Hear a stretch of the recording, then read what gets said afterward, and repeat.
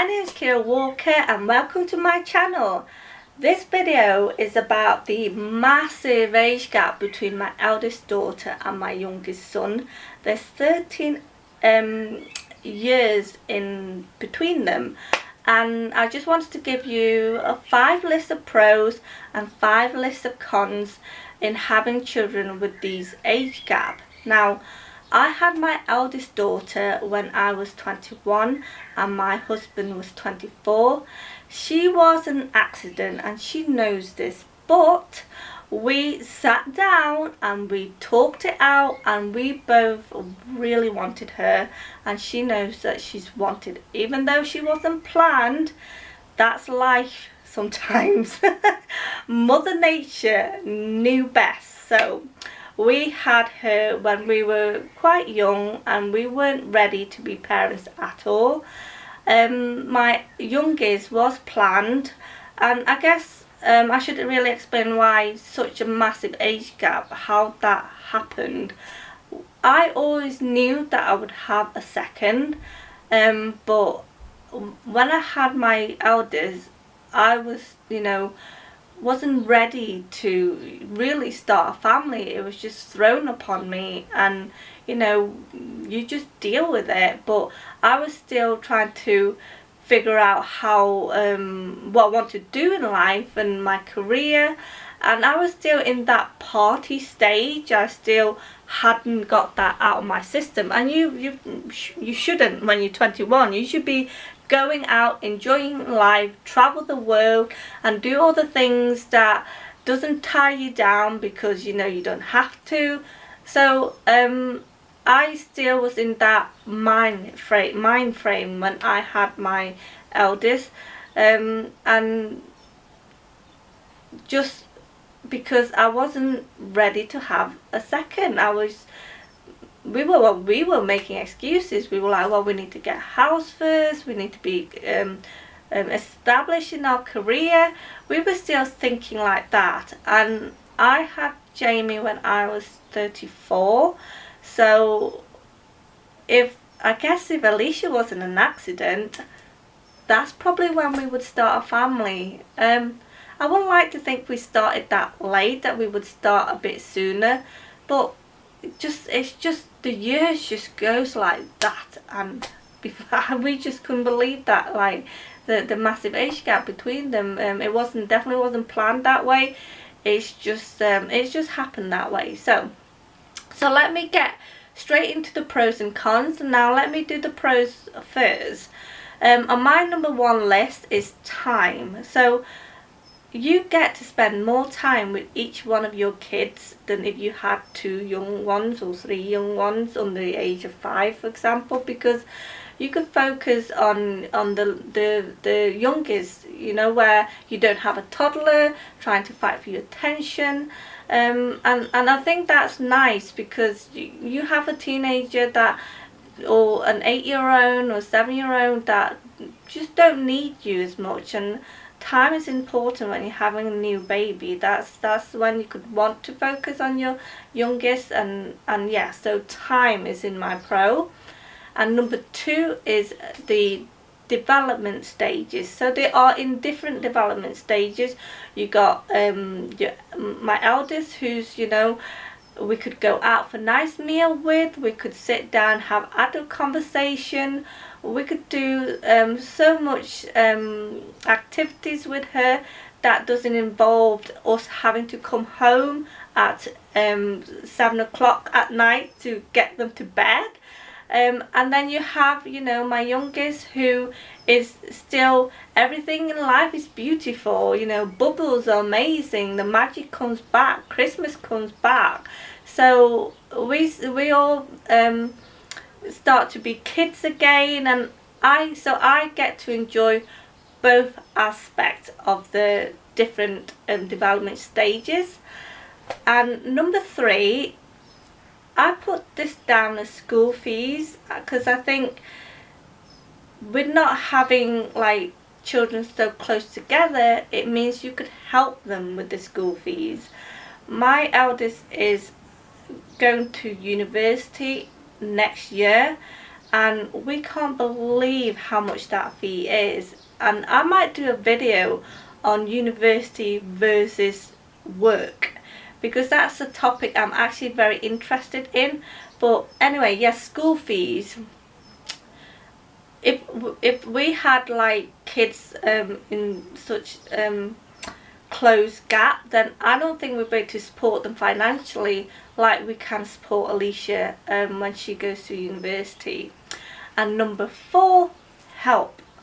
You get a lot of help with having an older sibling. You know, they could help you with chores, they could help babysit. You know, you have a free babysitter if they're willing to do it. And that helps so much when you have a younger one that needs you all the time, but then you have an older one that could look after themselves and be of some help to you by doing chores and things like that. So that's my number 4. And number 5 is, please don't judge me for putting this in as a list of pros. They get to move out sooner. Now that is terrible, I know, but they can't live with you forever, right? You know, if you have a big family, like 5 kids, you would want your eldest to move out at some point, and I'm sure the youngest one would probably want her or his bedroom. So yes, I did put it as a pro, because, you know, I think it's a good thing that they move out and start their own life and their own adventure and fly the nest. Because for me, I'm going to give my daughter the best foundation that I could possibly give, and then what she does with that is entirely up to you.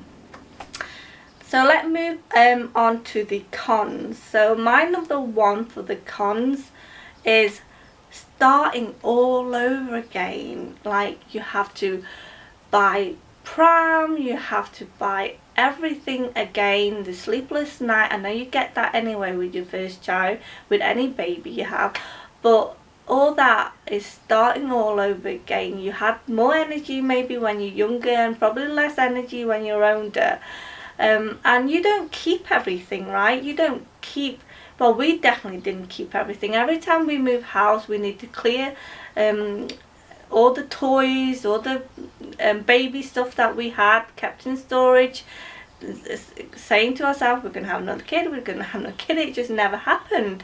So we just got rid of everything. So everything had to be brought again.